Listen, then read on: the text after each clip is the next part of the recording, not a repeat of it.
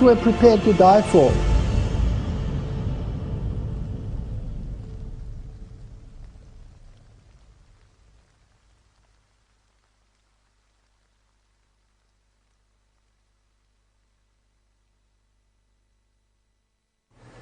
In the previous lecture, we saw the possibility, and in my opinion, the probability, of a tremendous deception in history of how Roman Catholicism and the Jesuit order managed to disappear underground in terms of its political capacity, and then to resurface later as though nothing had happened in between. But of course, the entire stage for the final conflict on this planet was set during that period. So it was a major, major move and a brilliant strategy on their part. Now, one thing is to set up the infrastructure, but if you want to win against Jesus Christ, if you want to defeat Jesus Christ, as is their aim, then the only way you can do it with God, because God is invincible, is to cause great pain to him by depriving him of his children. There's nothing that pains the heart of God more than to see a deception which alienates his children from him. It's a very, very subtle and deliberate process. Now, the Bible says that in this great conflict that we will have, eventually all of mankind will wander after the beast. But that word wander is written with an O and not with an A. Wander after the beast implies cognition.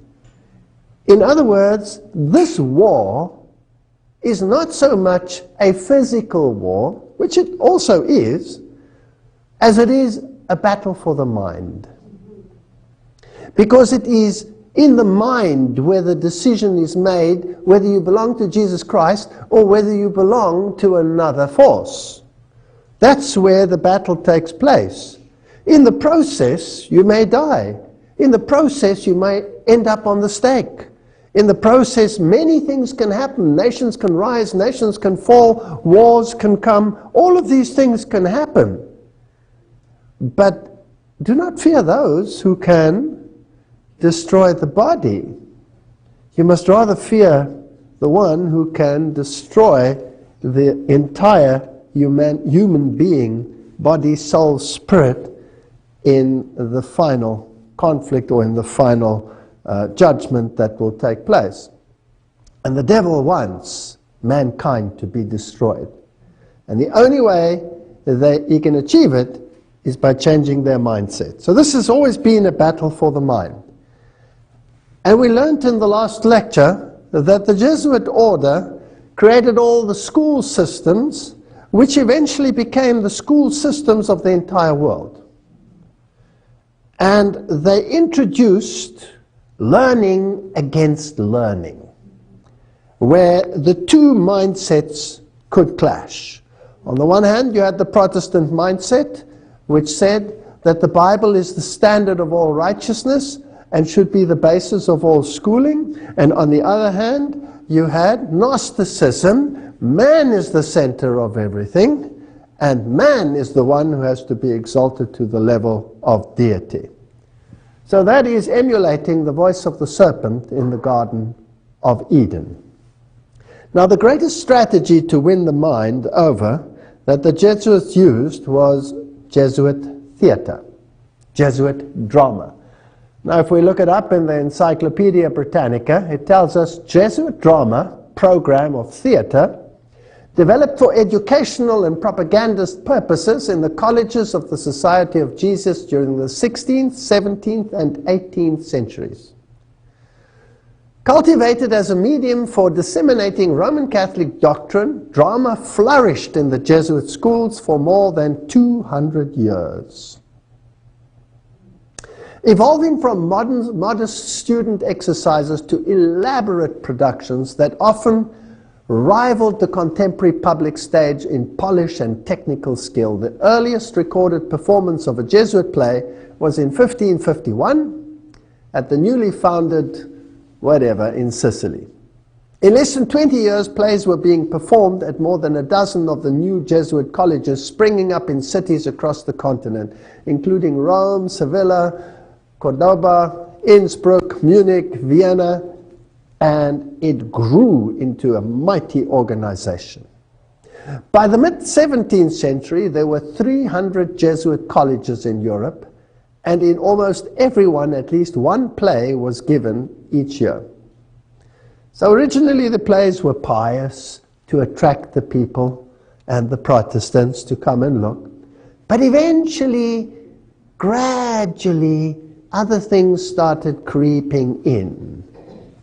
Originally there were no ladies involved, and eventually more and more ladies, and the music started changing, and it started progressively, slowly infusing the minds of people. Jesuit playwrights also drew upon material from pagan mythology, ancient history, contemporary events, all reinterpreted in terms of Catholic doctrine. So it was very cleverly done. Their stagecraft kept pace with all the newest technological developments. Music was an important element in most of the plays, ranging from simple songs to works that called for large orchestra and chorus. And Mozart, at the age of 11, wrote his first music for Jesuit theater because his father was one of the directors in Jesuit Drama.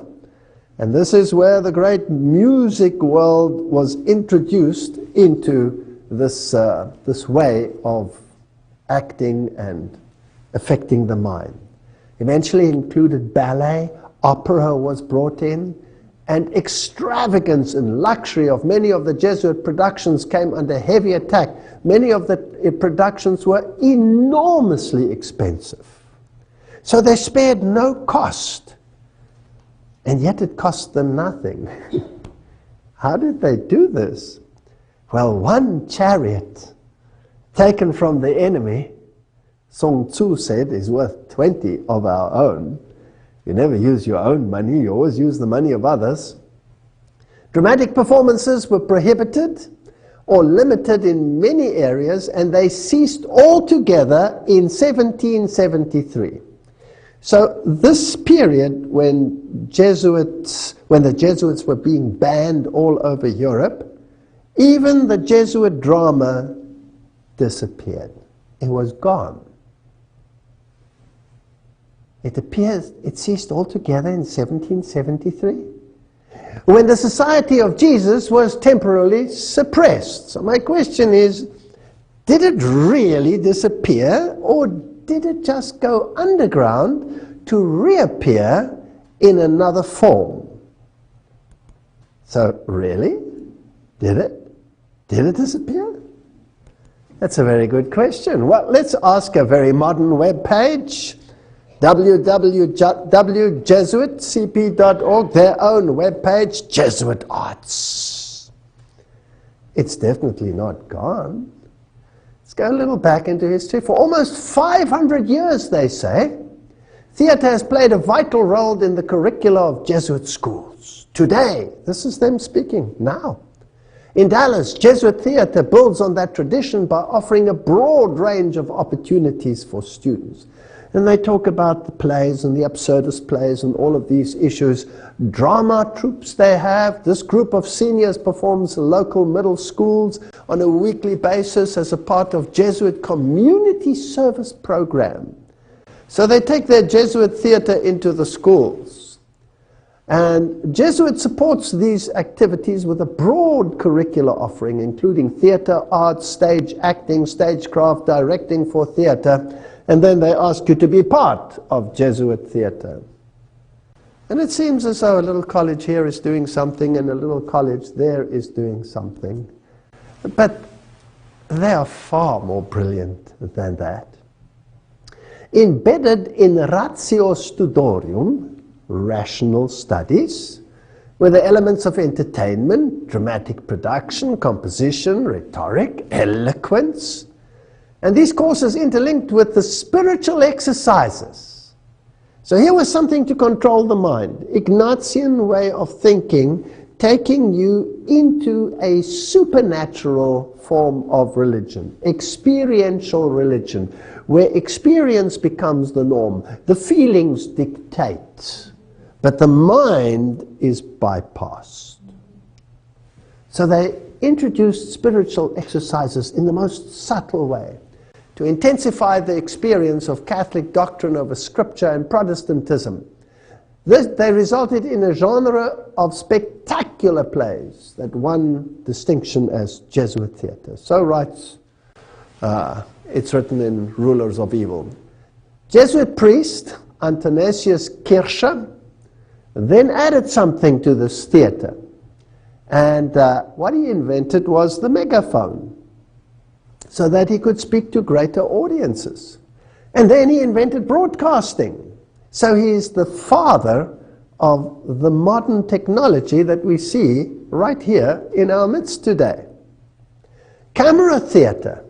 And he perfected what was called the magic lantern, lanterna magica, the instrument where you could project images on a screen, moving images. So this was the origin of the modern cinema. Now, another interesting point that they had was the invention of cowboy movies, which were the first movies that were ever made. And by the way, the cowboys themselves and the whole cattle industry in North America was introduced by the Jesuits. They introduced it. And the one who did it was a German, Eusebio Kino, whose statue is one of those two representing Arizona in the U.S. Capitol building. He was a Jesuit professor from Ingolstadt College in Bavaria. This is where the entire Illuminist movement started. Now, the name is fascinating in itself because Kino, to this day, is the name for the theater in German. In German, you don't say, we're going to the theater, we're going to the bioscope, we're going to the Kino. Fascinating. And in these cowboy movies, there was always a morality. And the morality was always good versus evil, but it was not on the basis of Scripture that it was determined what was good or what was evil. There was another underlying morality, so that man in himself could decide what was right or wrong, and ruling by the gun. The bad guys normally lost in these movies, and the good guys won. And that's how it started. And all the actors were high Masons. If you take those early actors, Frank Sinatra, all of those that were involved in those movies, John Wayne, they were all 33-degree Freemasons. And if you follow it down through the line to this very day, most of the actors, I would say the great majority, if not all, of the major actors are all high Masons. All the singers, all of them. Now, if you're a major strategist, you don't want anyone to know that you are pulling the strings. So you are always behind the scenes, and you will have your front men. And the front men that they introduce, of course, are the Jews. They love using the Jews and term it Zionism. But these are papal court Jews. These are not Jews in the sense as we would understand from the Bible.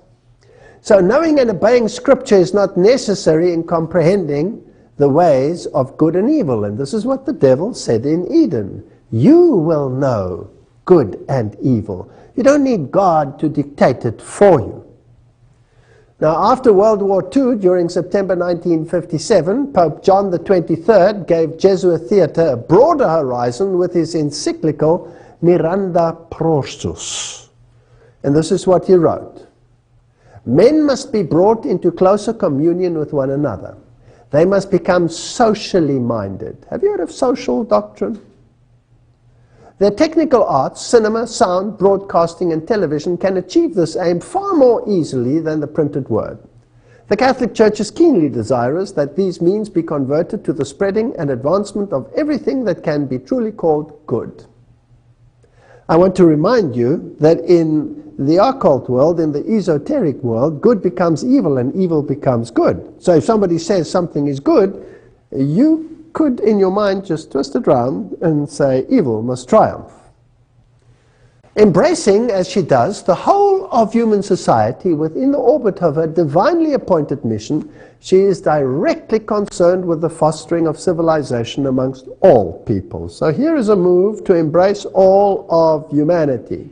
That means all of humanity must receive the same mindset. John the 23rd urged that pious national films reviewing offices be entrusted to men who are experienced in cinema.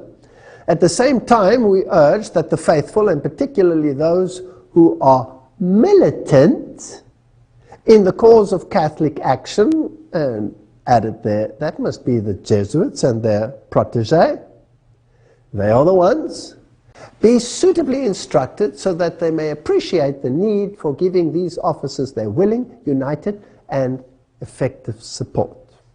In 1964, Pope Paul VI amplified this encyclical, Miranda Prosus, with the decree Inter Mirifica amongst the wonders. And what he said is stunning.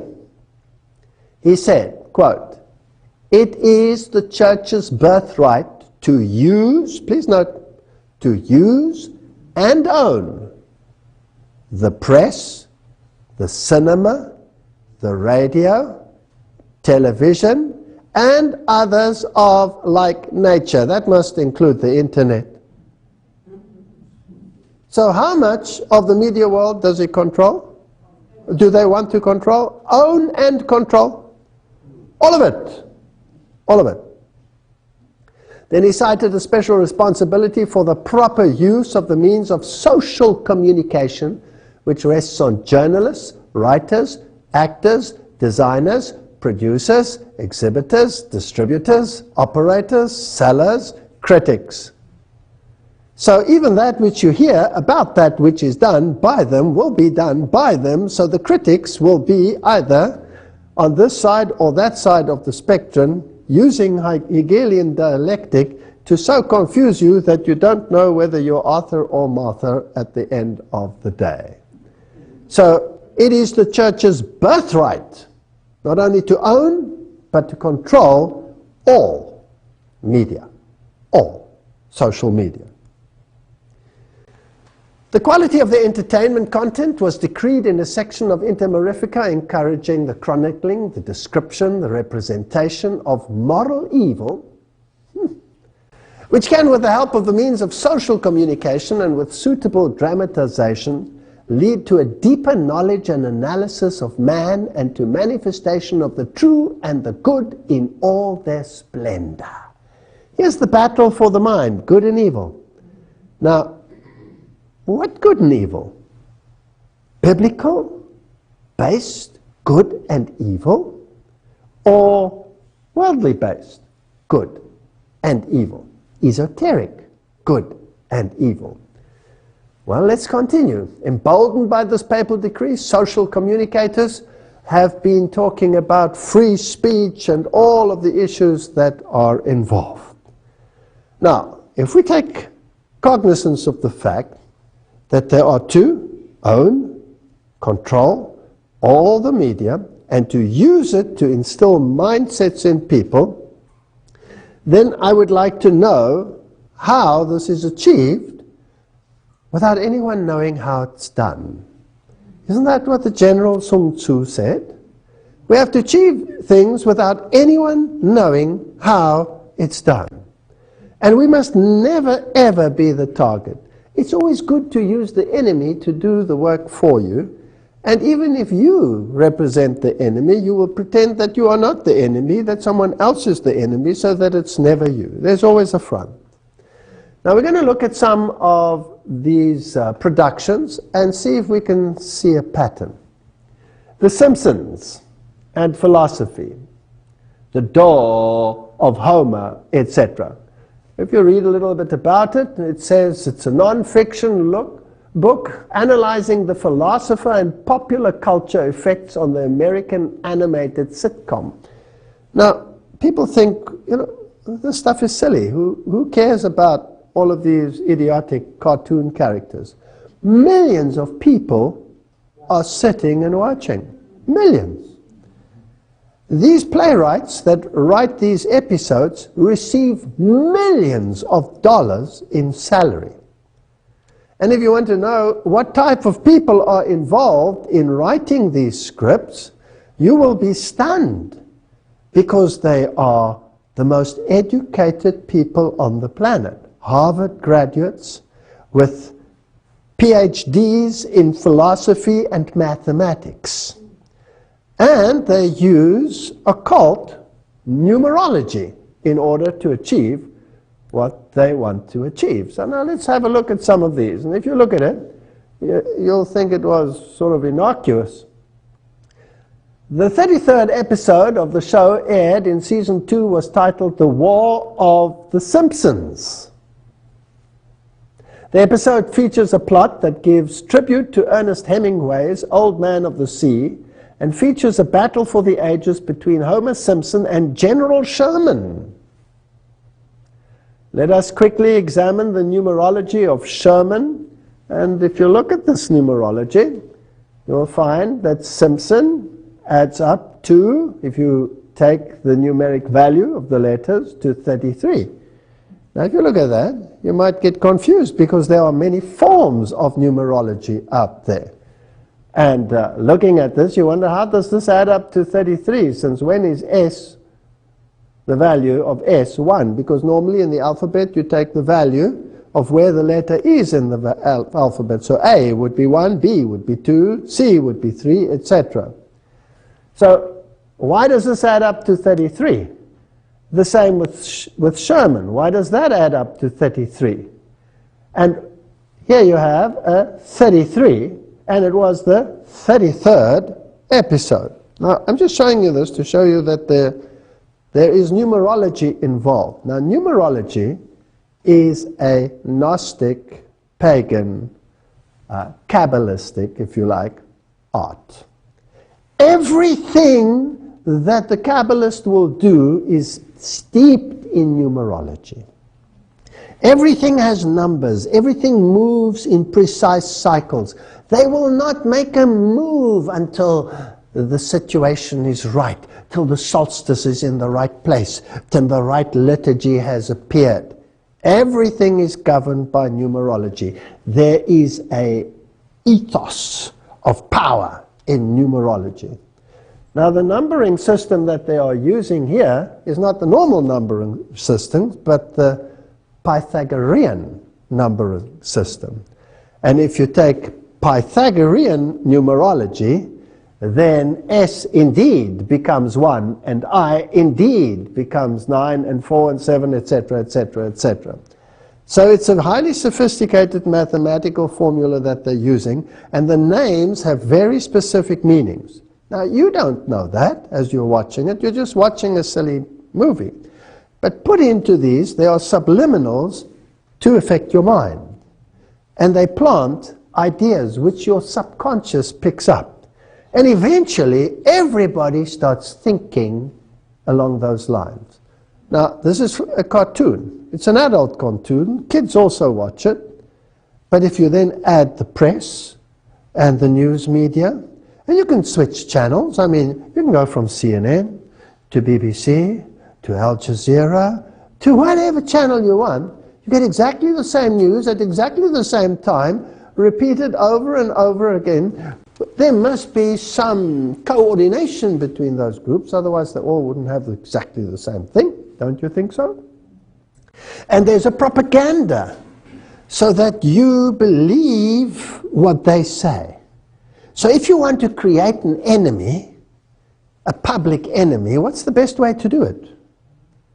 To create an enemy and then to broadcast him across the media. So there is numerology involved, there is occultism involved, Kabbalistic occultism, and we'll go a little further. Here's a little further snippet. They introduce little subliminals all the time. So in the story, this character is often punished and has to go and write on the board his lines, and he says, I will not plant subliminal messages, but if you analyze it, really it says subliminal messagores. It doesn't say messages. He's misspelling something. But there's a subliminal there, Al Gore. So they're telling you that the agenda of Al Gore will become prominent in world affairs. And the Pope has just brought out an encyclical on this very subject, which is supported by the Al Gore philosophy. And the President of the United States of America said, this is what we have to do. So these people know in advance what they will do, how they will do it.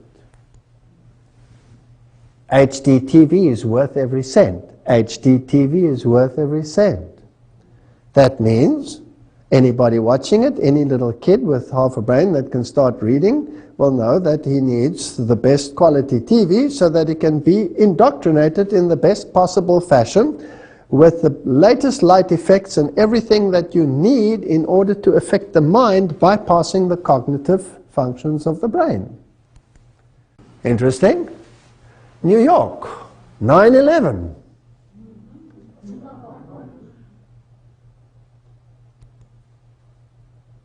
And if you take Michael Jackson, May 20, 1997, and there he is dancing away at the destruction of New York with a massive cloud going up behind him, all done way before the event actually took place. Now, this is interesting stuff. So not only 9/11, by the way, that was a 1997 episode, and the event only occurred in 2001. So, are there any other subliminals? Well, of course. Here you'll have the all-seeing eye, and they will use only half the face to project that image.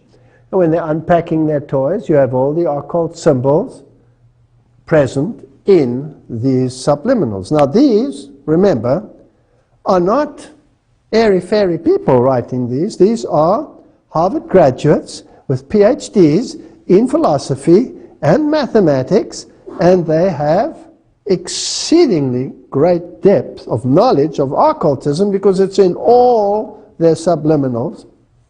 The Pledge of Allegiance does not end with Hail Satan. He has to write this over and over and over again. Now, just the expressions on the faces, you can see how it can affect little children, because what they see is what they do and what they live. Let's have a look at some of the introduction of these ideas and how it all began. In the early movies, Sammy Davis Jr. used to play a very important part. He also acted with all these 33 other Freemasons that were the early cowboy movie people. And he, of course, was known as a member of the Church of Satan. Apparently he switched, but it's fascinating that he also was a Knight of Malta. And here he is seen discussing very important issues, I believe, with producer of We Are the World. He was Lionel Richie. And he's discussing issues here with Donald Monin, S.J., Society of Jesus, president of Jesuit Boston College. And this, of course, became then the new musical production that was absolutely broadcast over the entire world. Because humanity has to unite in one mindset. And so let's create chaos, let's create false flags, let's create enemies, so that we can herd humanity into one camp. And let's have a rainbow nation and all the colors of the rainbow represented. I'm a red Indian, I'm a Chinese person, I'm a that, and I'm a this, and we are the world, we are the people. And what is the spirit behind it? I ask myself in this process. Now, if we continue in this modern Hollywood era, let me remind you again, it is the church's birthright to own and control all media productions. So who really controls Hollywood? It's not the Jews. There's another power that controls this entity. So we'll introduce extraterrestrialism. It becomes very prominent. And then we'll link it to messianic messages as we condition minds as to what will happen.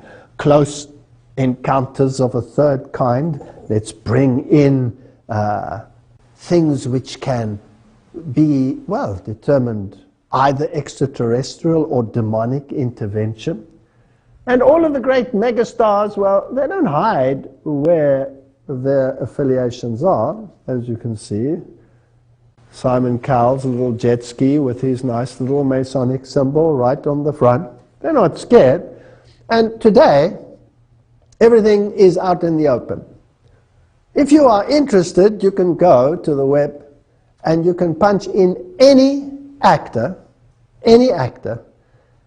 that is prominent in the world today, any singer, any group, and look at the occult connections, their Masonic connections. I had a young girl who got tickled pink and started doing this. She drove me crazy with the thousands of things she sent me. But she did a great job. Every single one is involved. And they all blatantly confess to their affiliations on their Facebook pages and on their this and on their that. I don't have time to look into all of that stuff. But if you're interested, you can verify it. I don't have to give you the details. That's not what I'm here about. I'm wanting to discuss the mindset and what happens behind the scenes. Now, I want to discuss one or two or three or four of the mega blockbusters. This one was not too much of a success, with Nicolas Cage in theaters.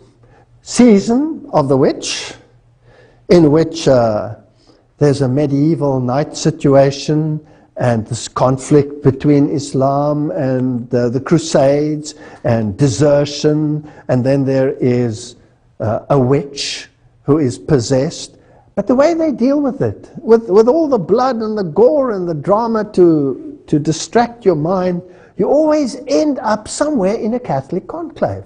There's always a monastery where there is secret information and hidden knowledge, which eventually, even if all the monks are slaughtered in the process, the hidden knowledge will be able to be used and exercise this demon power. The power lies always in the church, and it's always available to you through the church. You've probably noticed that every single Hollywood movie has a Catholic priest. You never see a Protestant one. National Treasure, already it tells you right there on the cover what their intention is with the all-seeing eye.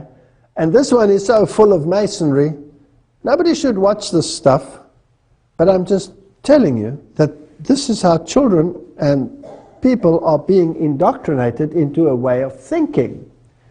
When you come to the movie The Exodus, Gods and Kings, it is probably one of the most godless movies ever made. And I don't have to discuss it with you. You can even watch it on this very channel where there's a discussion about this movie and how the directors feel. They are enemies of God.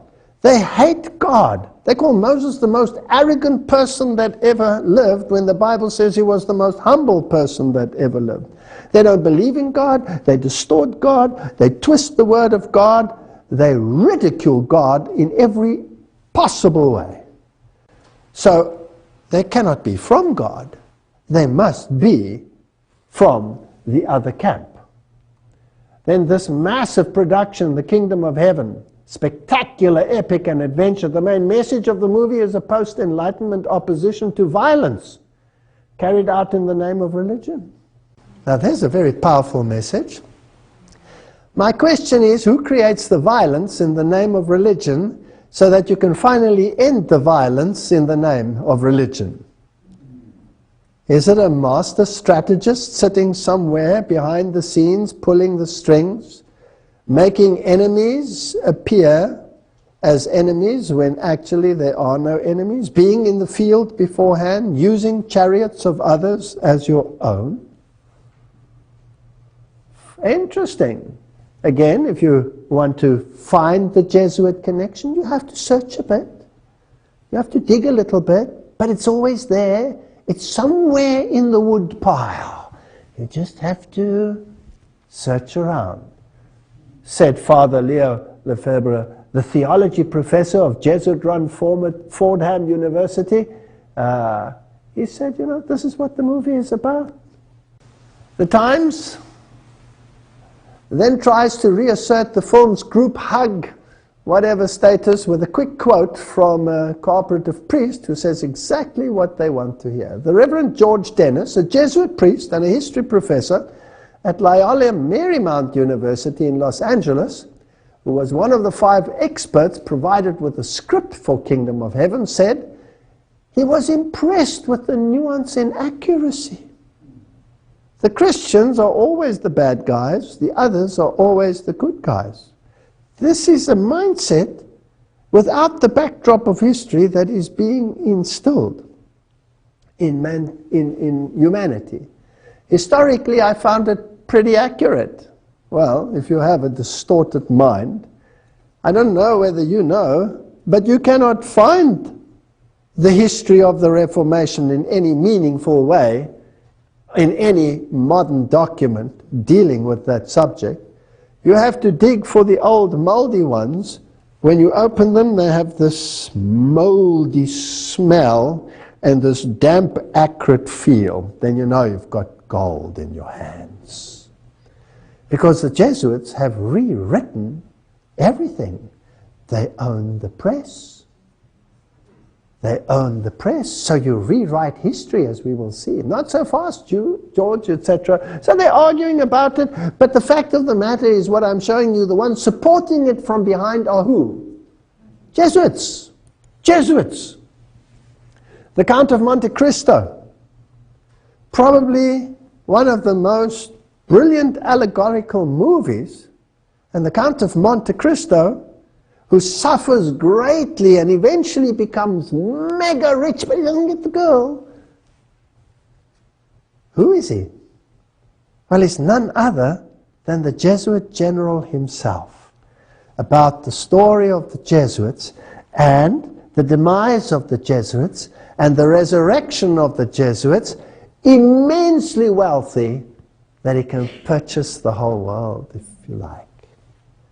So these are stories that are implanted, and the hero is always, in the end, the evil triumphing over good, made to appear as good triumphing over evil. Brilliant strategy. Take any of the Indiana Jones movies, the Raiders of the Lost Ark, and all of these issues. The language that is used is demeaning to God. Although it uses the themes of the Bible, eventually it leads you straight into hardcore occultism, Gnostic thinking. Now, if you've prepared the mind, you come up with movies like Left Behind, and they spent billions. They don't mind spending billions. How much do these productions cost? And already in the Middle Ages, they were criticized for the vast sums.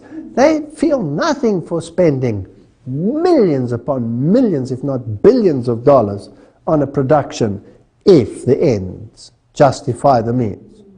And the Left Behind series, of course, implanted the Jesuit theology of dispensationalism, which comes straight out of the Jesuit camp, with Cardinal Bellarmine adding his thinking patterns to those of Alcázar and Ribera that went before, to set the stage for getting rid of the mindset of the Protestant world that the papacy was Antichrist, and replaced it with this airy-fairy nonsense, which is then propagated across the world in mega productions. They don't care whether it's a box office success or a box office failure, as long as the message comes through. Lords of War. All of these are phenomenal. I thought I'd take one where I've heard so many of our own people even saying, well, this is one should watch because it really shows us where we are. And I know that many have exposed it for what it is, and that's good, but let's just make sure again that we're not speculating here over issues that might not be so. Mel Gibson and the Passion of the Christ. This is probably the one movie that moved the evangelical world to tears like no other movie prior to it. And I want to just go through a few scenes, but let's just establish again the connection. Mel Gibson receiving his honorary doctorate at Loyola Jesuit Marymount University. He must have received his honorary doctorate for something good. You know what? This doesn't pay, because his life was a misery after he made this. But irrespective of what his future plans are, which I've heard about, the fact of the matter is this is a Jesuit production, and it has Jesuit theology. But before we go there, let's just have a look at the prophecy in Zechariah so we can understand the context. Zechariah 11, then I said to them, if it is agreeable to you, give me my wages, and if not, refrain. So they weighed out for my wages 30 pieces of silver. Who's it talking about? It's a prophecy about Jesus Christ. And the Lord said to me, throw it to the potter. That princely price they set on me. So I took the 30 pieces of silver and threw them into the house of the Lord for the potter. Then I cut in two my other staff, bonds, that I might break the brotherhood between Judah and Israel. They rejected the Lord Jesus Christ. And the Lord said to me, next take for yourself the implements of a foolish shepherd. The good shepherd, they sold him out. The good shepherd, they set him aside. They crucified him. So if you want to set aside and reject the good shepherd, well, then be satisfied with the foolish shepherd. Now let's look at the foolish shepherd. For indeed, I will raise up a shepherd in the land who will not care for those who are cut off. He won't care for them. Nor seek the young, nor heal those that are broken, nor feed those that stand still. This is not a good shepherd. This is an evil shepherd. But he will eat the flesh of the fat and tear their hooves in pieces. So he will be a destructive shepherd. He will destroy mankind. Woe to the worthless shepherd who leaves the flock. A sword shall be against his arm and against his right eye. His arm shall completely wither, and his right eye shall be totally blinded. Right. Those are the criteria in the prophecy of Zechariah. And these are the criteria which apply to the good shepherd or the bad shepherd? Bad shepherd. The evil one. Now remember, in the occult world, good becomes evil and evil becomes good. So now let's go to the movie. In most of the movie, Jesus appears with his right eye completely shut, smashed. There's the symbol of the eye. There's only one eye. If you take the Council of Foreign Relations, their Messiah, who is naked, and by the way, in this movie, Jesus appears out of the grave naked. I'm sure he didn't. He appeared with a robe of righteousness. He was not naked. This Messiah of theirs is naked and only shows the left eye. The right eye is never seen in their Messiah. So here, Jesus' arm is dislocated, so says this webpage, in order to make his hand reach the nail hole, meaning that his arm should be fully extended and straight at all times. However, in almost all shots of him on the cross, his body sags forward with his arms bent at almost 90-degree angle. So his arm is withered and his right eye is smashed.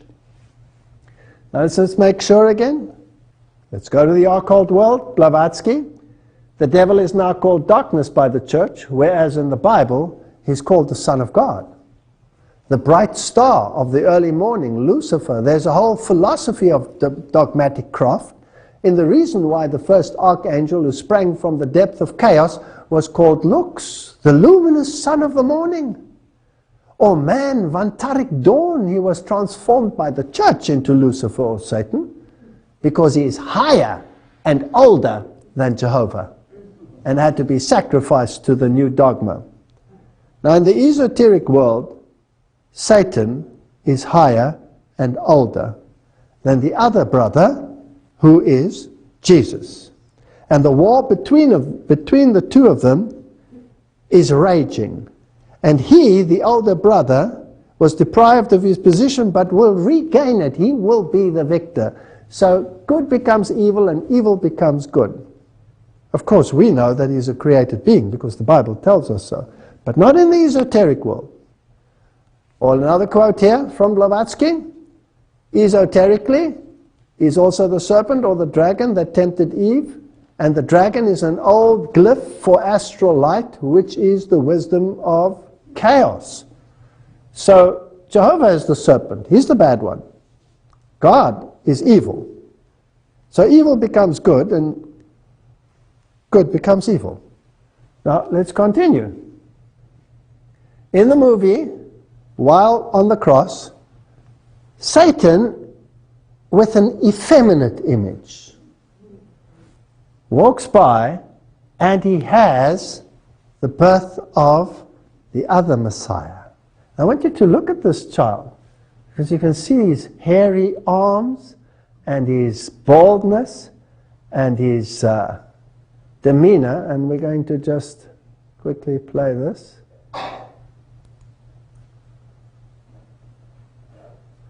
I want you to look at the smile on this evil face.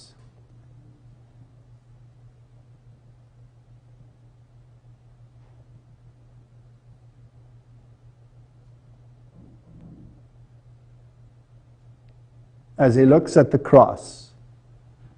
They cannot have, look at the hairs on his back. They cannot have created a more evil image than this. And it's virtually subliminal because nobody really notices it in the movie. And look at that evil smile. Now, good becomes evil and evil becomes good. So the evil is hanging where? On the cross. But the real evil is actually the good because you have to turn everything around in the esoteric world. This is actually a symbol of the victory of Satan over Jesus Christ. This is what it means. Now, let's just make sure. Now, Gibson told Christianity Today, I've been actually amazed at the way, I would say, the evangelical audience has, hands down, responded to this film more than any other Christian group. What makes it so amazing, he says, that the film is so Marian. Gibson calls it the tremendous co-redemptrix and mediatrix. So the whole movie is about Mary. Mary is the one who consoles everyone. Mary is the great hero of this movie, not Jesus Christ. Now, another final little interesting little tidbit about this movie. The penitent thief on the cross was wearing around his neck the Catholic brown scapular. There. So if you look at the shot of him, he's wearing a scapular. Nowhere in the Bible do you read that he wears a scapular. Now, what is the scapular? The scapular is a structure that you wear around which guarantees you that Mary will let you bypass purgatory and take you straight to heaven. So it is a promise to Mary, not to God. So Jesus could not have given him the right to go to heaven one day. It's Mary that will decide who goes and who does not. But Mary, as we know, is an acronym for Lucifer, because she was immaculate without having to need the atonement. And then, that Jesus said, it is accomplished, rather than it is finished. According to Rome, it was the Eucharist which was accomplished at the cross. Now, this word accomplished is rather interesting. The Eucharist, the sacrament of our salvation accomplished by Christ on the cross, is also a sacrifice of praise in thanksgiving for the work of creation, says the Catholic Catechism of the Catholic Church. So it was accomplished, almost consummated. And it is, of course, the perpetual sacrifice of Jesus Christ, the constant treading underground of the Son of God, keeping in perpetual death, worshipped as a corpse. This movie is evil. And you can see the underlying evil in the subliminals. It is Gnosticism at its worst, dished up and sold to Christians as the representation of the suffering of the Son of God. It is an evil movie. John 19 verse 30 says, Jesus therefore, when he had taken vinegar, said, it is consummated, and bowing his head, he gave up the ghost. So says the Douay Rheims Bible, which is the official Jesuit Bible. Whereas a decent Bible will say, when Jesus therefore had received the vinegar, he said, it is finished. And he bowed his head and gave up the ghost. Now, Thea's definition is to bring to a close, to finish. The sacrifice is complete. It's not complete in this movie. Now, another interesting movie with Mel Gibson and Julia Roberts is Conspiracy Theory.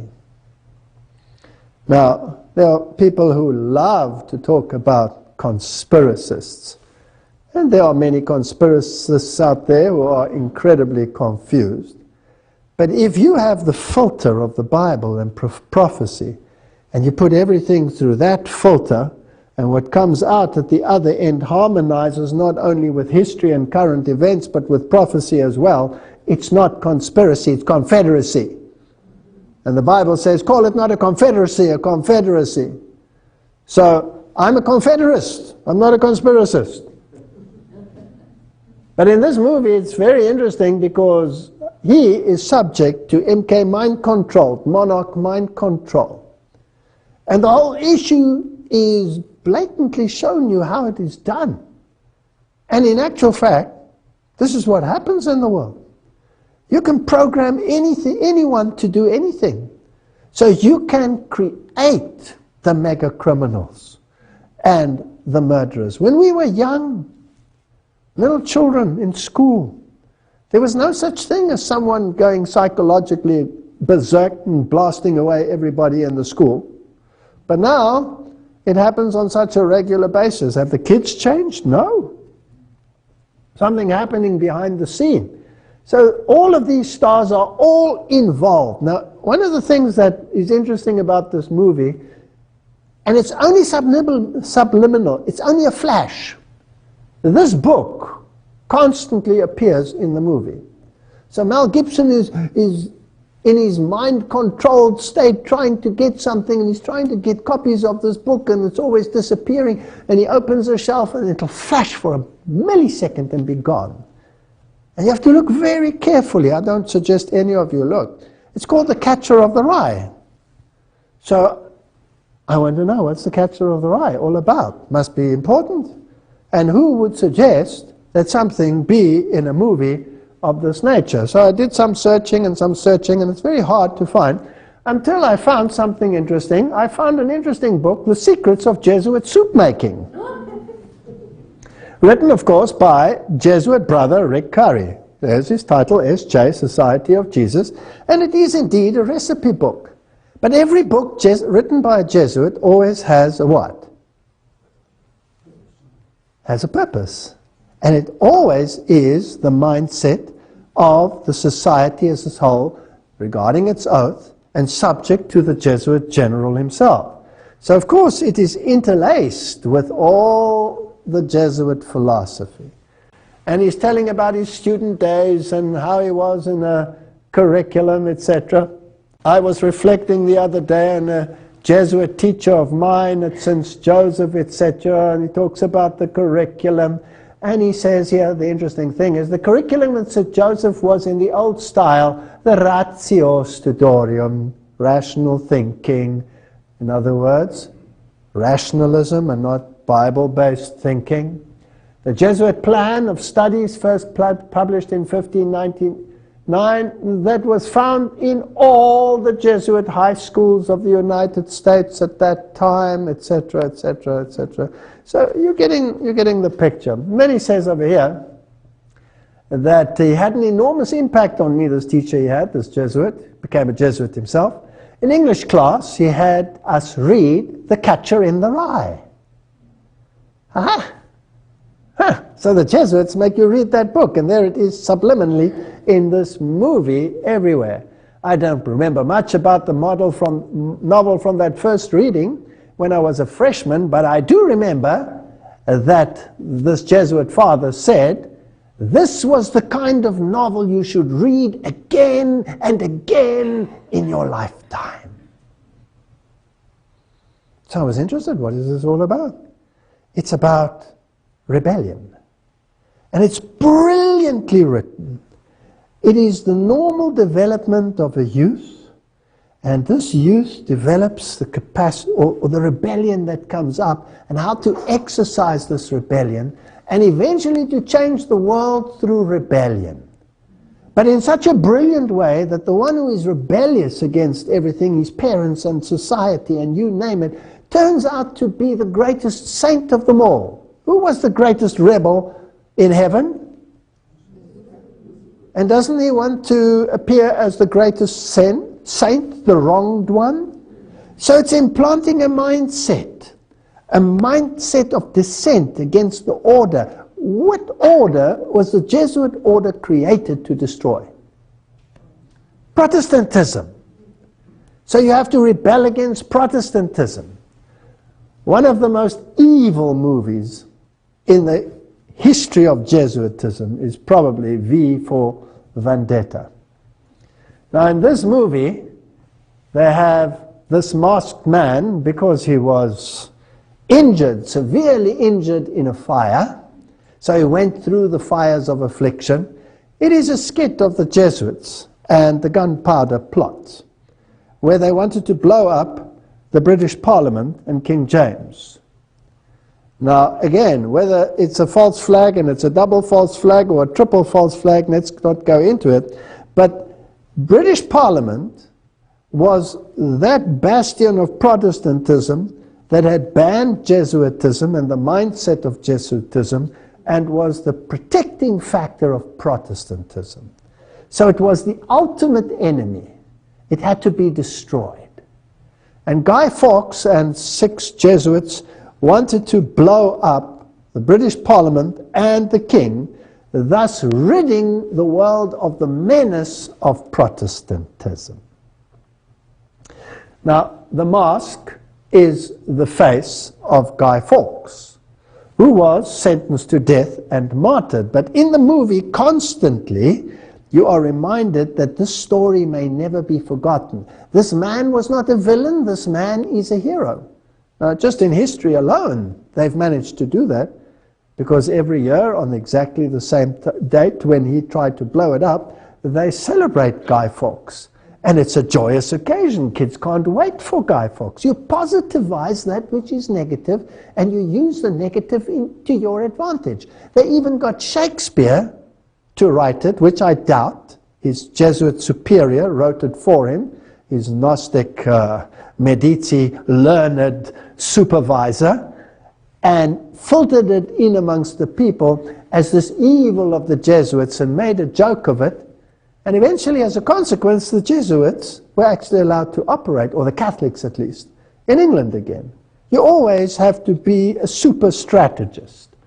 Now, in this movie, this young lady eventually is the one that pulls the trigger because he dies just beforehand, so she becomes an acronym of Mary, which is Lucifer, who will destroy Protestantism, and where they first failed in their early attempts, they will succeed in their later life. And this is one of the advertisements. He's making the Masonic crossed swords, which you will find everywhere in Masonry and in Gnostic Freemasonry. An X is an ancient symbol, according to Jim Tresner, 33 Degrees, Scottish Rite Journal. An X is an ancient symbol for change or transformation, long associated in medieval and Renaissance art with the coming of the Messiah, who shall make all things new. So this is a religious movie showing the victory of Satan and the Jesuit order over Protestantism, the overthrow. That's why in the cathedrals they always have Loyola standing on the head of Martin Luther, crushing him, destroying the Bible. They make no bones about who the enemy is. And it's interesting that in this movie, eventually, this is an artist's rendition, the Parliament and of course all of the buildings associated with it blows up and is completely destroyed. Nothing left. But the clock stands where? It is the final hour. It is finished. They have succeeded. The job is done.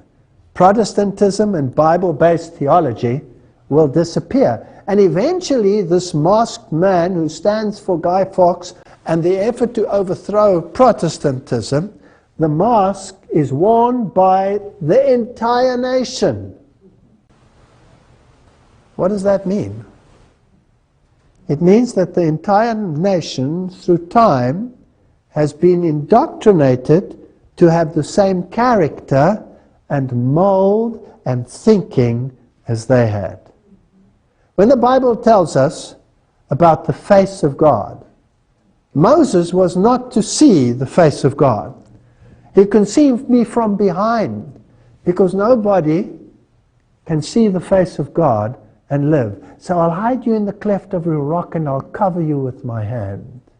And I will go by, and then the character of God is given in the most beautiful poetic form. The face stands for the character. It stands for the mind. It stands for the thinking. The world will wander after the beast. It will be indoctrinated to have the mindset that he wants you to have. Now, I want to know where this is going to lead. And how do you carry on with this? I just want to do a few more pointers here. The list of actors employed by these papal criminals, so says Vatican assassins. This man, of course, has a mouth that is very loose, if I may say, so excuse his language, but what he says in a rather harsh way is actually correct. The list of actors employed by these papal criminals is most impressive. Hollywood is merely Jesuit theater, nothing more. Jews involved are papal court Jews worshipping their god Mammon, etc. And it's for the military company of Jesus. Now, if you write something in that fashion and you write it so harshly, maybe people will say, that suits them too, they don't mind. I wouldn't be surprised if some of them are authors of some of these thoughts. Now, Knight of Malta, Jack Valenti, was head of Motion Picture Association of America. If you want to know who controls the mega studios, in 2004, Mr. Saxon was inducted as a Knight of Malta. He owned all of these major companies and, well, also Hollywood studios. Is it really the Jews who control this place? There's an abundance of theatrical performances. We read in a good source now.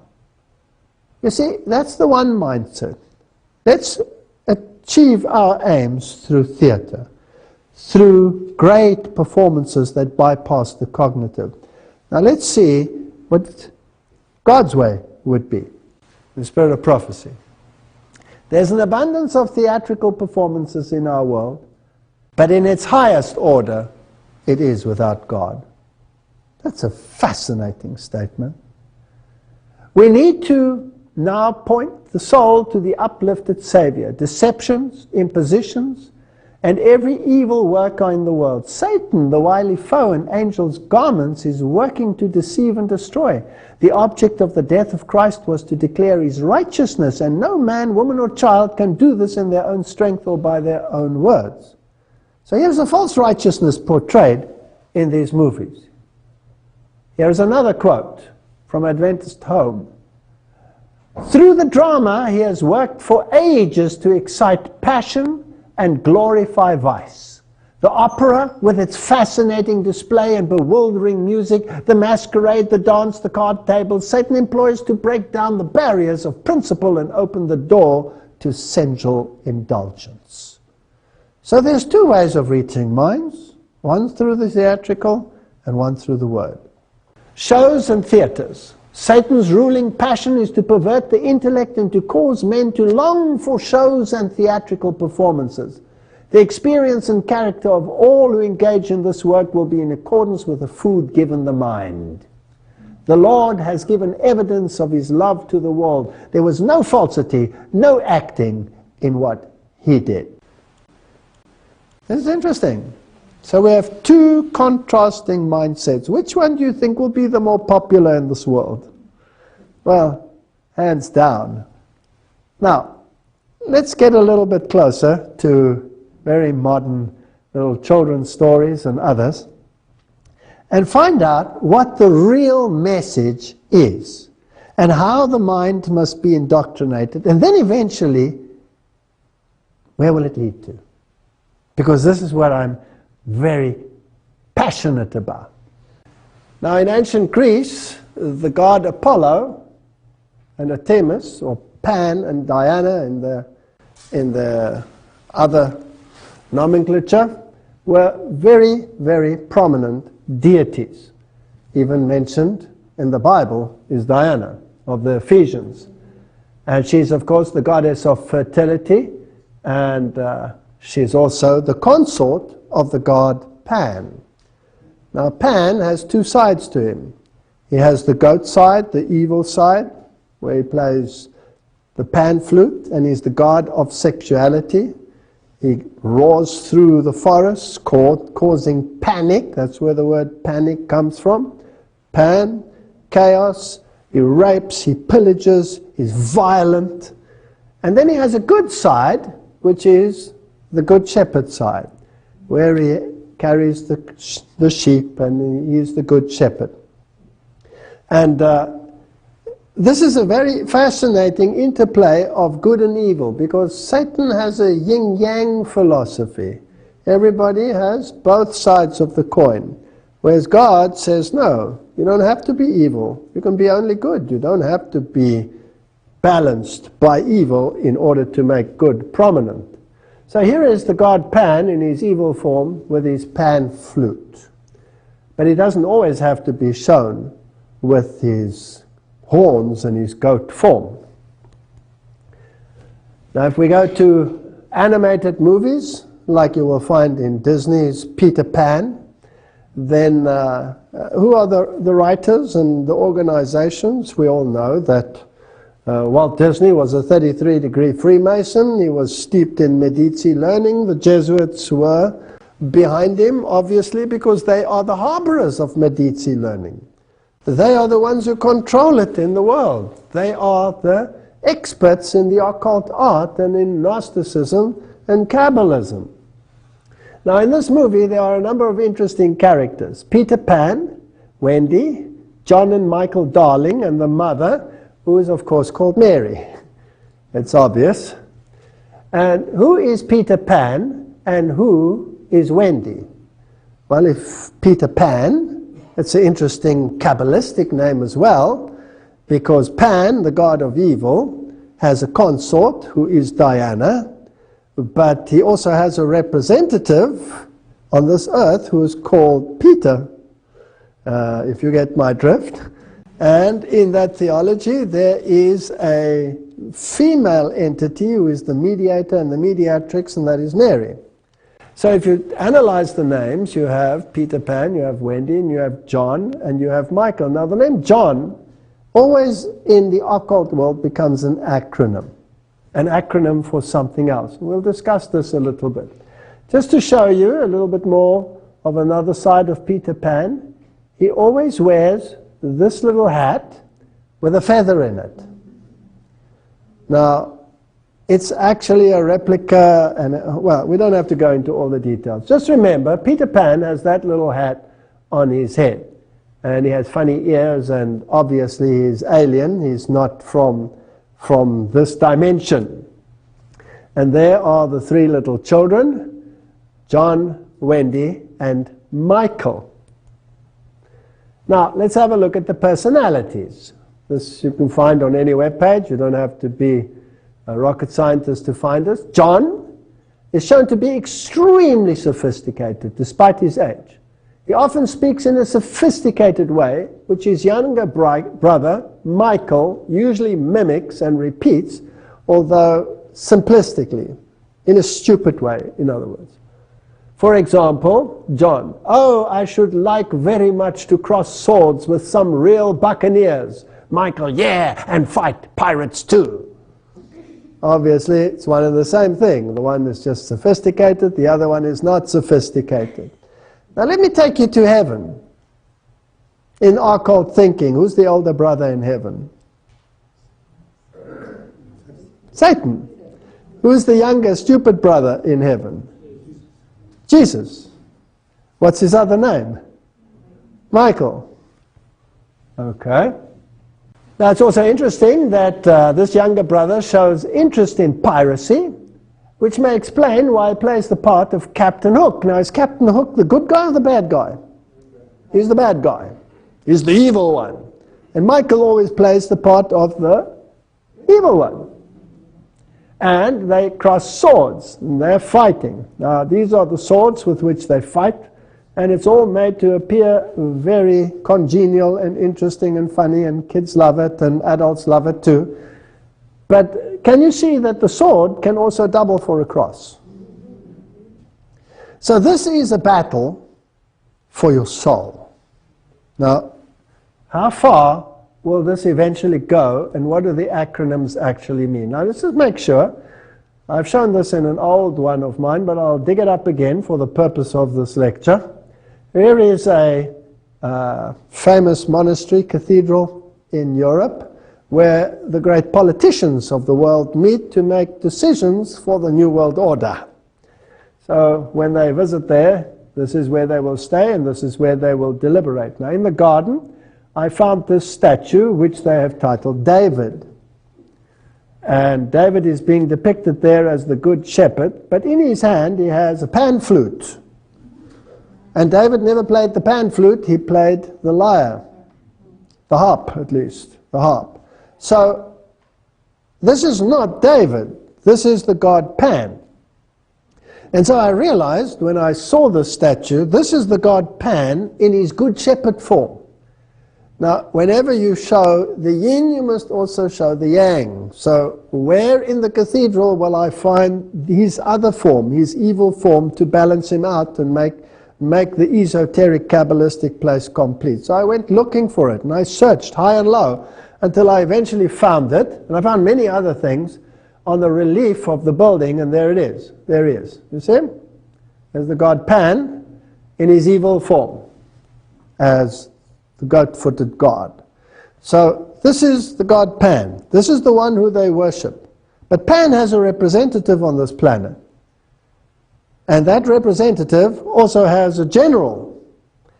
And that is, according to the Protestant Reformation, none other than the papacy, whom they identified as Antichrist. So let's go to the Pope and see what he wears and how he displays it. Now, Pope Francis has decided that he was going to dispense with the golden cross, and he kept the silver cross, to which he was accustomed, as his papal cross. And it has on it, and you can see it over there, the emblem of the Good Shepherd. Now the question is, because there are the sheep behind it, and there's Juno the dove, which is pagan form of the deity Juno, and is not a symbol of the Holy Spirit. The question then is this Good Shepherd representing Jesus, or is it representing the god Pan? And Pan, of course, is Satan. That's what it is. Now you will see that he has his arms crossed, like this. Now Jesus is never depicted with his arms crossed like this, but the god Osiris is always depicted with his arms crossed. And as we have seen, the cross is a symbol of victory and a new order which will be brought in by the coming Messiah, which is, of course, the worship of Lucifer, which precedes the coming of Christ. So this God here, by the very nature, is the God Pan. But am I now on speculative ground? So let's go to his predecessor and retired current Pope, who happens to be Pope Benedict. And there he is.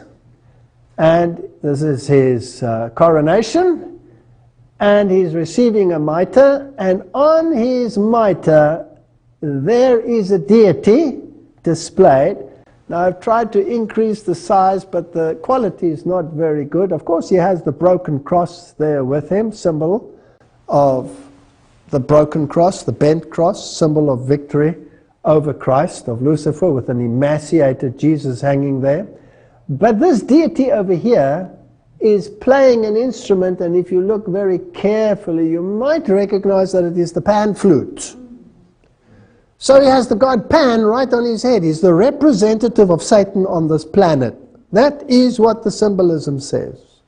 Whether we like it or not, that might sound incredibly harsh, and I apologize for saying it as bluntly. Now let's go back to another movie which is used as an acronym. They can take snippets of history and turn it around to allegorize their existence. Robin Hood and Little John, the famous Sherwood Forest couple, and the merry robbers who took from the rich and gave to the poor. Now, who is more concerned about the poor today than anyone else on this planet? Isn't it the Pope? He's constantly saying we must take from the rich and give to the poor. He's the ultimate Robin Hood on this planet. Now, in the story, it's even in the form of a statue in England. They've glorified the story. Now, it has an ancient origin, but it has been allegorized by them to meet their needs. Now, in the animated Walt Disney one, this is John. Again, you have a John, who is the sophisticated one, the clever one, the one who wields the sword. Now, in the previous John that we had, Peter Pan and Mary and John, he can also be an acronym. The one who wields the sword, will it be the white pope or the black pope? It'll be the black pope, right? Now, let's go to this story. Here we have Little John, and there you have Robin Hood in an animated form. But I want to show you the hat that they're wearing. And I want to remind you of Peter Pan, that also has the hat with a feather. So it's the same symbolism that they are using. Now in the story, Robin Hood has his band of merry men in the forest, and he's fighting against the evil lords that control England. Now England, of course, always was a renegade papal state and had to be constantly subdued. So the evil ones are the ones who run England, and the good ones are the ones who will take care of the needs of the poor, which the others never did. So again, good becomes what? Evil, and evil becomes good. Now in the story, one day he meets Little John, and he says, "What are you doing here?" And they start fighting, and they battle on a log. Eventually, Little John actually wins the battle and smacks Robin Hood so that he falls into the water, and they all laugh and make friends, and he takes him into his band. And Robin Hood actually tells him that you are greater and stronger and better in battle than me. You lead the people. But Little John declines and says, no, no, no, you lead the people. But when Robin Hood gets captured, the one who takes over the leadership is Little John. So in the acronym, who is who? This will be the leader, the front leader, and this will be the power behind the front leader. So this becomes the papacy, and this becomes the black papacy. So it's the white pope and the black pope. And let's see how this unfolds. Now his name is John. Whose name is John? All of them are John, right? All of them are John. John is an acronym. Now the John that they're actually referring to is mostly John the Baptist. And we'll see why in a moment. News, UK, Jihadi John. Extremists not radicalized by MI5. So there are rumors that MI5 actually radicalized the people that they're fighting now. Well, if you go back into history, it's very fascinating that all the so-called enemies were trained and received not only their training, but their weapons from the very ones who became their super enemies in the end. The Mossad trained many of the jihadists and the terrorist groups that plague the world today, Al-Qaeda and all of these. So these are all groups that have been set up. Now, this mass murderer, or this brutal murderer who always wears in black, has got the acronym Jihadi John. Okay, but that's not his real name. His real name is Muhammad Mwazi, which has nothing to do with John. And then, all over the news, they plastered the image of Jihadi John beheading his victims, in this case, Foley. Now, question. Is this real? Or is this what they want you to believe? Now, all you have to do is go to the web pages and have a look at people who are in the know, in the techno world, and there are literally hordes of web pages which will tell you that this is probably one of the worst Hollywood stunt productions that you can imagine, with analysis and all of this. I don't want to get into too much of a detail, but there are hundreds of skeptics out there who say, this never happened, this is not real. So I wanted to know the various actors, who are they and what happened. Now, according to USA Today, James Foley was educated at the Catholic Jesuit College in Milwaukee. So this is Jesuit involvement again. And if you start reading about the jihadists, you will see Jesuits involved. Jesuits priests disappearing, not reappearing. Jesuits everywhere along the line. Is it possible that they are actually the masterminds training? How does the master strategist work behind the scenes? Doesn't he create the enemies? Doesn't he pull the strings behind the scenes? Doesn't he achieve his objective through Hegelian dialectic? Doesn't he create the enemy which unites humanity? These are questions which I wish to raise. Now, all of these, of course, if they are trained in Jesuit colleges, are also trained in theatrics. And if we have a look at just the political scene and the great leaders of the world, John Paul II, wasn't he a known actor? His counterpart on the other side of the waters was Ronald Reagan. Wasn't he a known actor?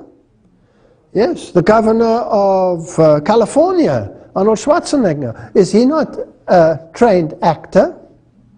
So there's a lot of theatrics involved. And whether this ever happened or whether it didn't happen, the world has to be shocked by the beheading. Beheading is probably one of the worst things. Now, if I go to Wikipedia, Jihadi John is also called John the Beetle. Now, the Beetle, John Lennon, was a known Luciferian. And he was controlled by the Jesuits directly. The Beetle group was controlled by the Jesuits. And he said, I sold my soul to Satan. And he's also called Jailer John. Now John is appearing just a little bit too frequently for my liking. And there are pseudonyms associated with a member of Islamic State of Iraq, ISIL, ISIS, and they behead various people. All right, so you have all of these acronyms. Now let's just go a little bit further into this. The Jesuits, Ebola, and beheadings, trying to get the New World Order going. Now, I'm not interested in the quality of this web page. Whether it's a good web page or a bad web page is irrelevant at this point, because people will take it anywhere. But what is true, that black magic Freemasonry has the symbol for the degrees 9 to 11, which depict a decapitated head by a short sword. Let me tell you a little secret. Why would they use the symbol of a beheaded individual? And why is the name John always associated with these organizations? Because John the Baptist is the mega saint of many of the esoteric occult movements. And I'll give you some details as to this. Here is the UK column. So for instance, June the 24th, John the Baptist's Day, was appointed a Masonic holiday, on which the members were to assemble, perform certain rites, and partake of a common meal. Jews and Freemasons in Europe, etc., at Harvard Press, etc. So now we're getting into the nitty-gritty of the matter. The Bunch of Grapes Tavern mentioned in the Poe chapter was called the St. John's Lodge No. 1. Satanist Aleister Crowley, a 33-degree Freemason who influenced the Beatles tremendously, by the way, sometimes used the alias John St. John. So when you attach an alias like John, then it is a signal that there is an occult connection. But none of the usage has anything to do with piety. Aleister Crowley was one of the most evil men on the planet, with the most evil rituals that you can imagine, which should never be spoken of in good places. So in actuality, it is a vicious mockery. What is memorialized is the manner of St. John's death. It is a constant source of celebration and a constant reminder to anti-Masons of what can happen to them. But even deeper, because now they're just thinking on a Masonic level, let's go one deeper on a Jesuitical level. It is a constant reminder of the victory of Satan over Jesus Christ. We saw it in the movie, The Passion of the Christ, where they reverse the issues. So when they behead John the Baptist, it is a symbol of the victory of Lucifer against the followers of Jesus Christ. They're celebrating the beheading. They're not celebrating the saint. Are you with me? Okay. Now, how did Paul die? In the same way. Now, if we go through the names of the popes, there are 23 popes with the name John. 23 with the name John. What are they standing for? Are they standing for John the Baptist or the other John? They don't tell you which one, but it's John the Baptist. And there are 6 popes with the name Paul. And there are 2 popes with the name John Paul. That's a double whammy. Putting both into that name frame. What are they standing for, and whose side are they on? I know I'm on dangerous ground, but I'm sticking my neck out. Let's go further. Joseph Ignatia Guillotin was the physician. Dr. Joseph Guillotin was a French physician who proposed on 10 October 1789 the use of a device to carry out the death penalties in France, the guillotine. But what is not known is that he was also a Jesuit. So who is the ultimate beheader on this planet? Jihadi John or the Jesuit order?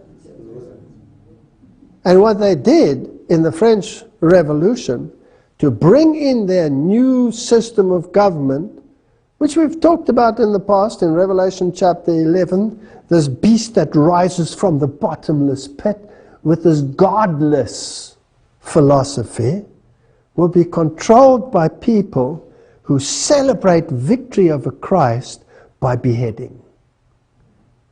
So to go and be all sanctimonious now and say how evil it is that these people out there are doing this and forgetting the history of where it comes from is sanctimonious to the highest degree.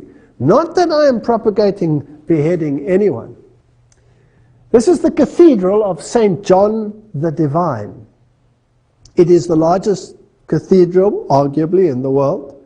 It is the Episcopal Cathedral, which is, of course, totally controlled by occultism and Freemasonry, as everybody who has just done the slightest bit of research will find. Now, the very name is a blasphemy, because St. John was never divine. Only Satan said that man can become divine.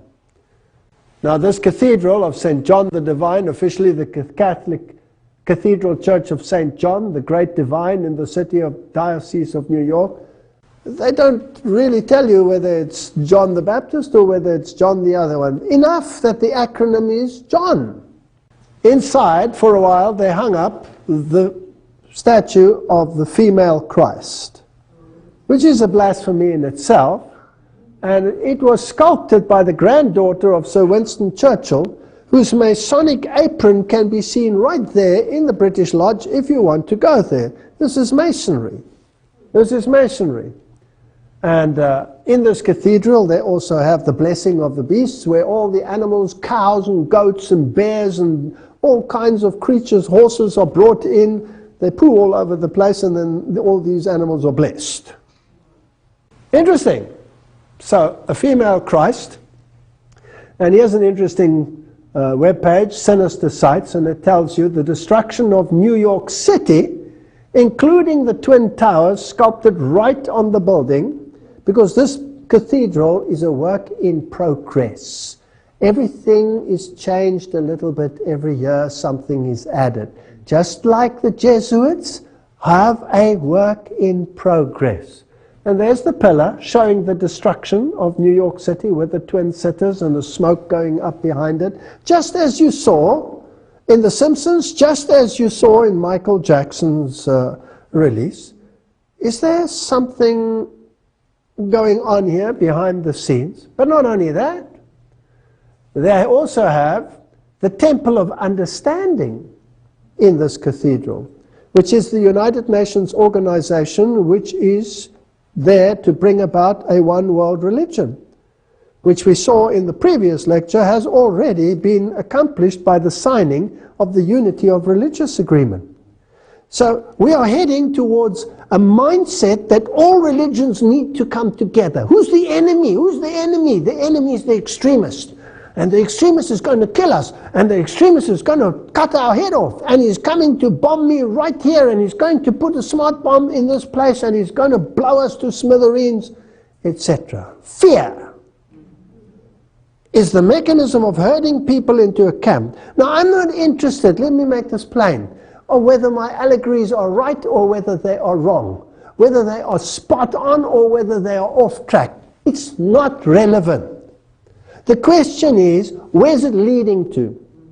Because they say the ends justifies the means. If the end result is in accordance with what the Bible tells us is going to happen, then I know who's behind it, irrespective of whether I'm right or wrong. Amen. That's the point.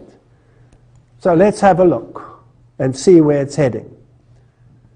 Former British Foreign Secretary Robin Cook, a very fit man, very active, just suddenly dropped dead on his morning walk.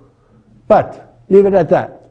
He said, the truth is, this is now, he's standing in front of number 10 Downing Street, high politician, high position in the establishment. He just got fed up and he said, the truth is there is no Islamic army or terrorist group called Al-Qaeda, and any informed intelligence officer knows this. He said, but there is a propaganda campaign to make the public believe in the presence of an identified entity representing the devil, only in order to drive the TV watcher to accept a unified international leadership for a war against terrorism. The country behind this propaganda is the United States. So he said. And then he died. So there is no Al-Qaeda. Now, any informed person will tell you that Al-Qaeda was created, funded by the powers of be in the United States and elsewhere in the world, united, trained by the very organizations which became their super enemies in the end. It's a front organization. It doesn't exist. What does he say? It doesn't exist. If it has outlived its usefulness, you replace it with another one that doesn't exist. Even though it has a name, ISIS, and even though it is prominent, and even though it apparently chops heads off of trained Jesuits. I don't believe a word of it, personally. There's an agenda. And I have a Bible that tells me what the agenda is. And I need to focus on what does the Bible tell me the agenda is. The agenda is the destruction of Christ and his followers. That's the agenda. There's no other agenda. My enemy is not over there. My enemy is right here. Jean-Louis II, a Jesuit, born in Uruguay and residing in Canada, wrote Theology and the Church in 1985, which carries the subtitle, A Response to Cardinal Ratzinger and a Warning to the Church. Here's a Jesuit publicly telling the Pope to get lost. Now, of course, we know that the two are in cahoots, and we know that the one is the general, and he can listen to a command, or he can disregard a command, etc., and that there is a tunnel between them, and that they chat on a regular basis as to how to plan the Hegelian dialectic. Now, this is what he writes, and I want you to note, listen carefully to what he says. This is a Jesuit writing. As such, the book is a defense of every Jesuit priest that shoulders a carbine. Now, notice what the Jesuits do. Shoulders a carbine, joins the jungle guerrillas. It makes clear why Jesuits can be ministers with portfolio in Marxist governments. Why Jesuits can attack John Paul on his teaching on sexual morality. So the Pope says, the white Pope says, contraceptives are evil, we mustn't do this, we must have decent relationships. And the other ones will say, hand out condoms, hand out free this, free sex, free that. Hegelian dialectic, we'll see how it works in a moment. Why Jesuits spend their days and their lives solving union problems. Who's behind the unions? One of the means to bring about a time of trouble such as never was. Jesuits. Organizing sugarcane workers, running factories, constructing low-cost housing, help Planned Parenthood Federation of America spread the use of contraceptives, run nationwide hospitals, dispensary networks, organize political demonstrations for this and against that, according to the issues of the day are presented by the teaching authority of the People's Church. These are the actions of the new faith, true to the new theology, according to which the material needs of men must be the prior object of the Church's effort. Not the spreading of the gospel. Who cares about the spreading of the gospel? Let's tread on him. Let's crush him. So, according to this Jesuit, in which lines of work are the Jesuits involved? Every single thing. Every single thing. And if we think they don't exist, it's because they don't want us to believe that they exist. They are everywhere. So, the Pope says, that Francis said, oh, I lament this new legislation that came out in the United States of America. We have to talk about morality. And what is these foot soldiers? What do they do? Here is Cardinal Dolan. He's the new man on the block as the head chief knight of Malta in the United States. He took over from Cardinal Egan, who died. And there he is. And here he says that the cardinal was the most wonderful thing under the sun. And his first official job, here he is, marching through the streets of New York, parade at the first ever gay activist group. So, you think the left hand doesn't know what the right hand is doing. They know exactly what they're doing. This is Hegelian dialectic. But what is interesting, there was a backlash. Cardinal Timothy Dolan, Grand Marshal, despite backlash from the faithful Catholics, unhappy with the organizers' decision to allow an open homosexual activist group to march the event. But Dolan said, I'm as radiant as the sun. So thanks be to God for the honor and the joy, said Cardinal Dolan on Tuesday morning. Isn't that interesting? Thanks be to God for the honor and the joy. Catholic commentator Michael Voris and his team present at the parade were able to question Dolan on his decision during the press scrum. Your Eminence, do you have anything to say to the loyal Catholics who find what you're doing here a great scandal to the faith? No, come on in. We'd love to have you, Dolan replied. The controversial decision prompted the Catholic League and at least one Catholic school to pull out of the parade, while nearly 5,000 people signed a petition urging Cardinal Dolan to withdraw from the event. He wouldn't. The Cardinal refused to back down. He said, I have no problem with the decision at all. I think the decision is a wise one, etc., etc., etc. So, the Catholic Church is well suited to absorb into its ranks those who wish to die in their sins, as well as those who wish to be saved by their works. Anyone is welcome, depending on which camp you want to stand. Now, let's see where the war on terror and dialectic thinking leads us. I just showed you that to show how they manipulate minds. Jesuit Charlie. Of course, the Simpsons took it up. It was a major terrorist attack. The world is afraid of the jihadists. The world is afraid of Jihadi John. He's coming with his knife.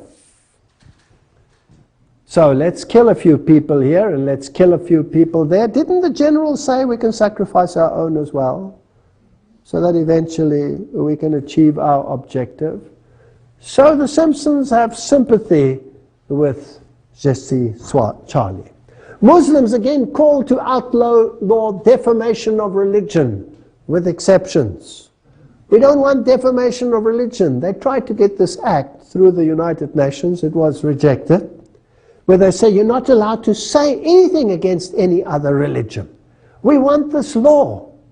Now when the church asks it, they say church and state is separate, we're not going to do it, so let's get the jihadists to ask for it.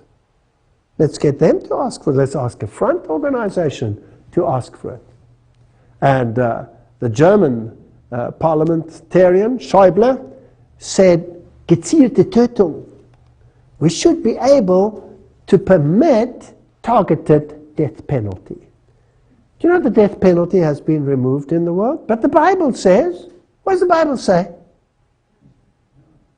When the mark of the beast is promulgated, what are they going to say? You won't be able to buy and sell, and eventually there'll be a death decree. Oh, how can this happen? Here the parliamentarians are already saying, if it's a terrorist, and we just have to redefine that word, terrorist, take him out. Take him out. Isn't it interesting how these terrorists manage to escape all the time? Nobody ever catches them. Nobody ever knows where they are. But the press has regular discussions with them, as well as Jesuit priests. Read the press. Read the press. Nobody knows where they are.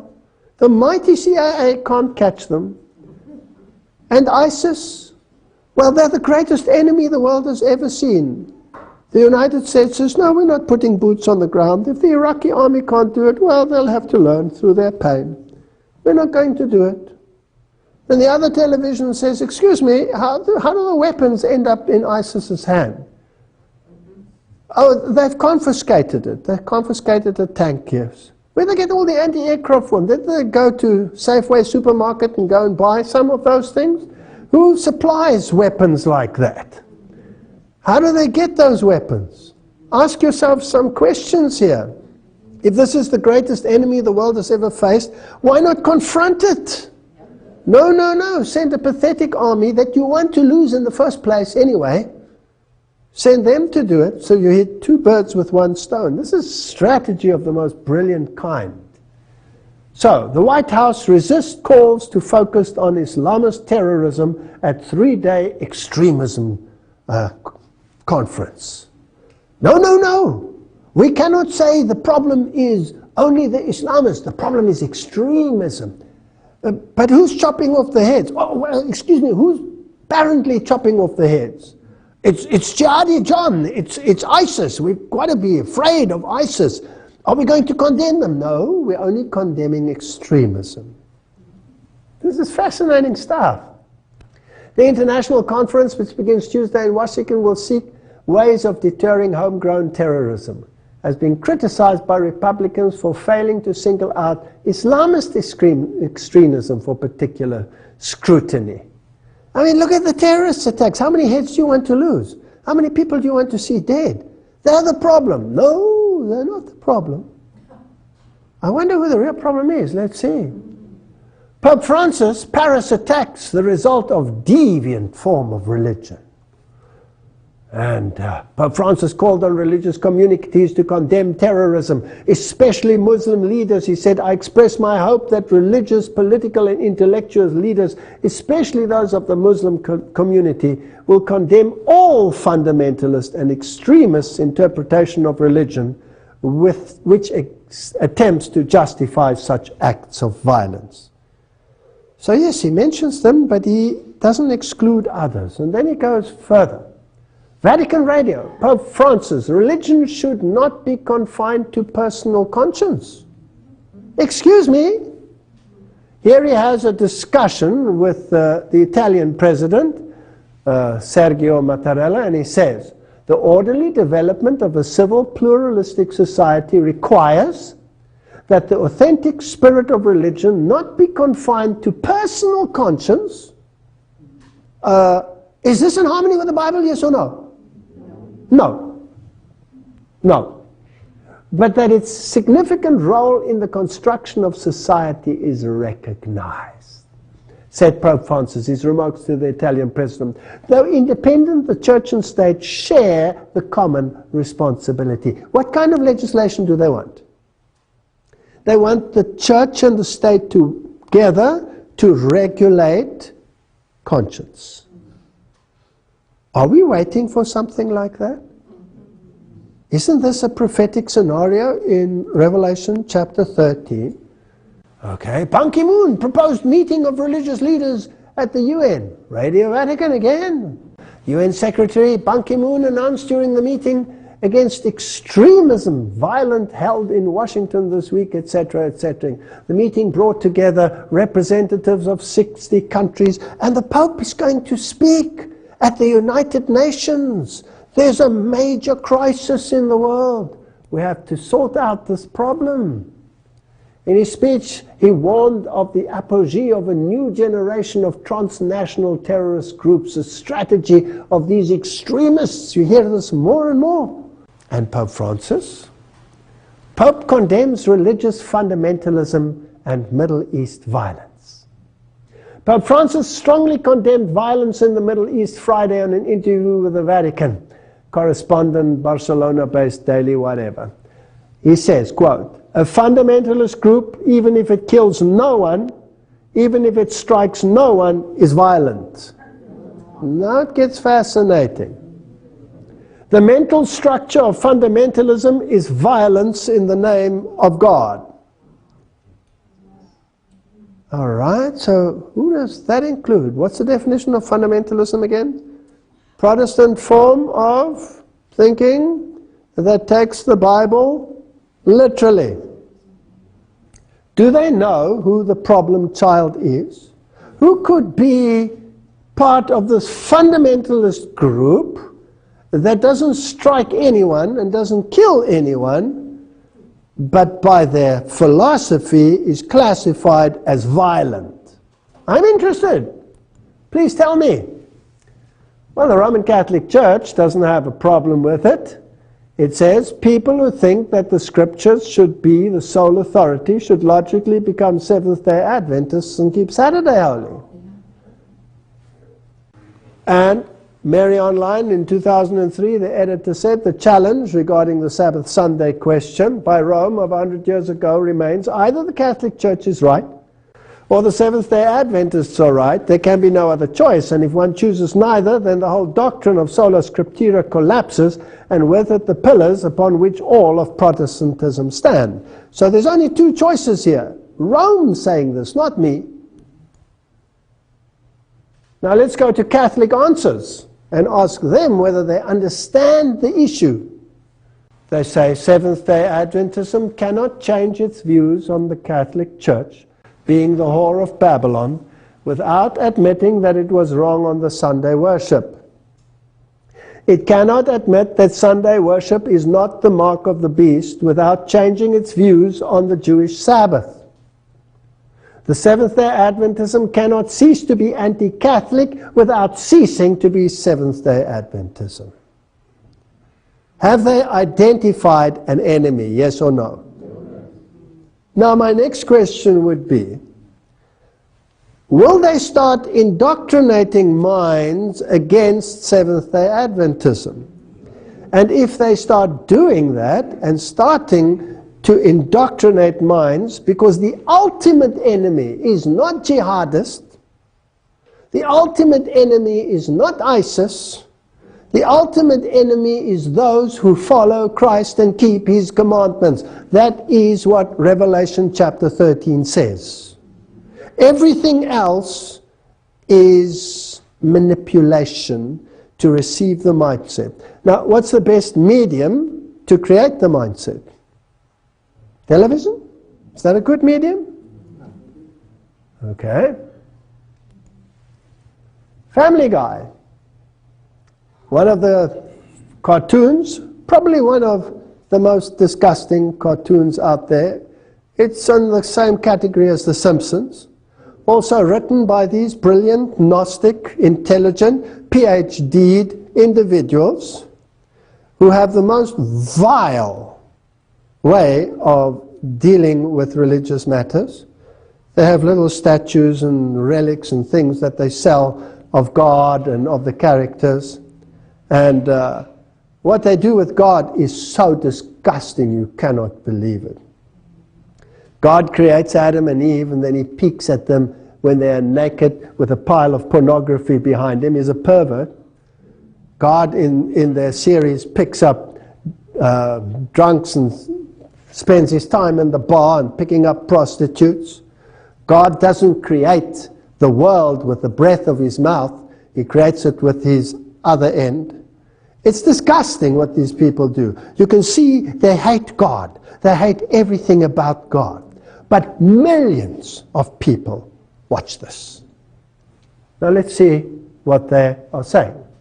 Here is the family. This is a normal family. Can you see they're normal? But these two nerds over here are anything but normal, these prim and proper little nerds. And deducing from what they say, I assume that in this story, these are probably Christian Scientists, because they say that they have a female as a prophet. And they have discussions with them, but they're not getting anywhere because these people are not normal. This is normal, you know, you eat, you have the right look about just being normal, you have your dog and your kid. These are nerds. And after the discussion, they say, with these people you can do nothing. These people have a mindset that you cannot change. Let's get out of here. We can never harmonize with them. Now remember that the Jesuits said, this world is created for what? For sinners. And the legislation must cover sinners, because those who are righteous are few, and those that there are, you can't live with them.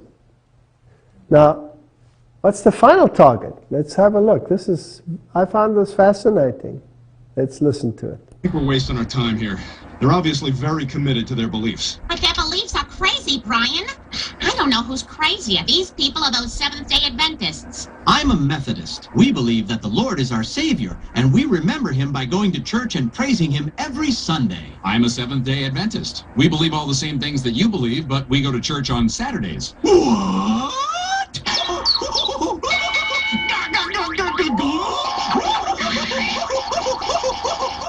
Did you get that? What is being implanted in young minds and adults, because this is an adult sitcom that people watch and the kids watch it too. Who are the crazy ones? The sectarians. Now, who's the craziest of them all, according to this? The Seventh-day Adventists. They're craziest. Are minds being prepared for something to come? I'm just asking the question. How often we are told to soften the message of warning, to only live an example, necessary as it is, this is me, my thinking, but not to expose the evils of the man of sin and those in confederacy with him. We have people who are so duped into believing that these organizations out there are good people with good intentions, and that Jesuits, they don't really exist. You know, they might have existed in the Middle Ages. Are we so blind that we do not understand prophecy anymore? Who is the enemy? Who is the enemy? My Bible tells me it's the man of sin who sits in the temple of God pretending to be God. And he's using the beast out of the earth to do his service for him because he controls him. Called to expose the man of sin. In the very time in which we live, the Lord has called his people and has given them a message to bear. He has called them to expose the wickedness of the man of sin, who has made the Sunday law a distinctive power, who has thought to change times and laws and to oppress the people of God who stand firmly and honor him by keeping the only true Sabbath, the Sabbath of creation, as holy unto the Lord. Let me tell you something, that is the enemy. Now, if you look at the poor Muslim, my heart goes out to the Muslim. Imagine being used and manipulated and kept in poverty and hoarded and chased and your housing destroyed around you to achieve an objective. And you're just a tool in the hands of these individuals. I'm sure God's heart is crying out to the poor Muslim who is trapped in this situation and doesn't even know what's hitting him and where it's coming from. He doesn't understand it either. Instead of having the mindset instilled into our minds, that is the enemy. No, the enemy is not there. The enemy is in Rome. The enemy is manipulating the world and creating mindsets. And our duty is to expose the wickedness of the man of sin. That's the message for the time and nothing else.